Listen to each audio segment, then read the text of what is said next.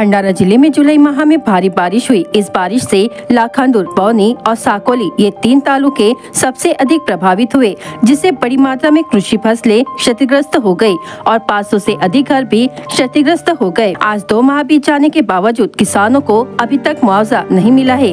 वहीं आगामी विधानसभा चुनाव को देखते हुए राज्य सरकार ने महिला मतदाताओं को आकर्षित करने के लिए मध्य प्रदेश की तर्ज पर 1 जुलाई से लाड़की बहन योजना शुरू की है। वहीं इस योजना के 2 माह पहले ही प्यारी बहन के खाते में 3000 रुपए भी जमा हो गए।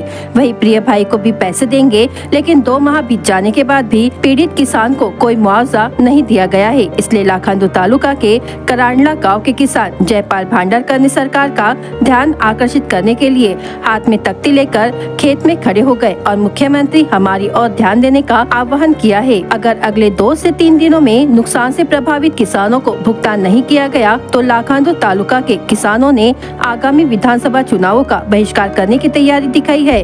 तो अब देखने वाली बात ये होगी कि सरकार पीड़ित किसान की तरफ ध्यान देगी या नाही।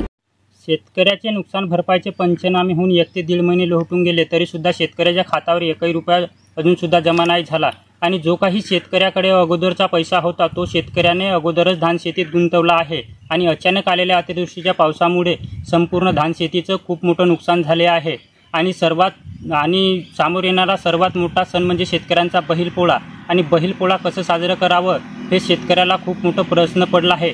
तरी महाराष्ट्राचे लाडके मुख्यमंत्री साहेब यांना विनंती आहे की ज्या पद्धतीने तुम्ही लवकरात लवकर लाडक्या बहिणीच्या अकाउंटमध्ये पैसे टाकल्या त्याच पद्धतीने 1-2 दिवसात आम्हा शेतकऱ्याच्या खात्यात पैसे टाकावे, जेणेकरून आम्हा शेतकऱ्यांना बैलपोळा हा सण साजरा करता येईल आणि आमच्या डोक्यावर असलेले कर्जाचे डोंगर कमी करावे, अशी महाराष्ट्राचे लाडके मुख्यमंत्री साहेब एकनाथजी शिंदे यांना माझी विनंती आहे। नाहीतर येणाऱ्या निवडणुकीत अशा सरकारचे करायचे काय, खाली डोकं वरतं पाय, असं आम्ही संपूर्ण लाखांदूर तालुक्यातील शेतकऱ्यांनी ठरवलं आहे। तरी आमच्या विनंतीला मान देऊन लवकरात लवकर म्हणजे 1 ते 2 दिवसात मुख्यमंत्री साहेब हे आमच्या अकाउंटवर पैसे टाकतील अशी आम्ही सर्व शेतकरी आशा बाळगतो।